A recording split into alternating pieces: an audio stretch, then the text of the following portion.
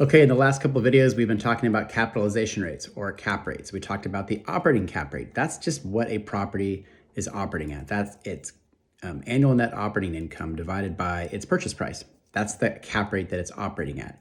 Trading cap rate, that's generally what you divide an asset's net operating income by to come up with a value.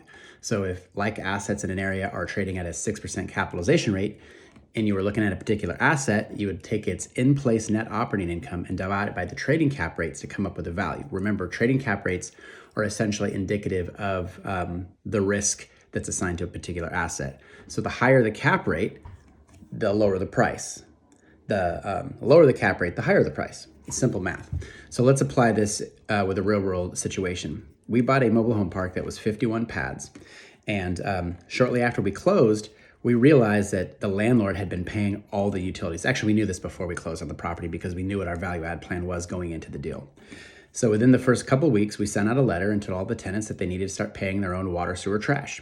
They were okay with that because that was normal and that's what people do. They pay their own water, sewer, trash. By doing that, we increased the net operating income by $70 per 51 pads. That's $3,570 per month. And if you multiply that times 12, that is $42,840. Yes, we increased the cash flow by this much, but here's what's powerful. Because like mobile home parks in the area were trading at about a 6.5% capitalization rate, we increased the value by $659,000 and some change.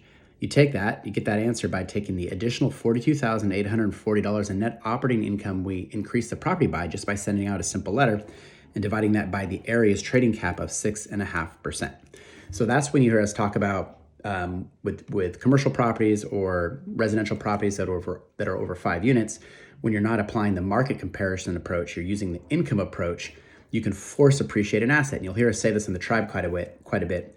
For every annual dollar of profitability that you build into that property, whether you're cutting expenses or adding revenue, you're increasing the value 10 to 20 times. And that's exactly where we come up with that. That 10 to 20 times, the reason there's a range there, it's because that's the range of cap rates that you can assign to a particular area. And that is the power of force appreciation.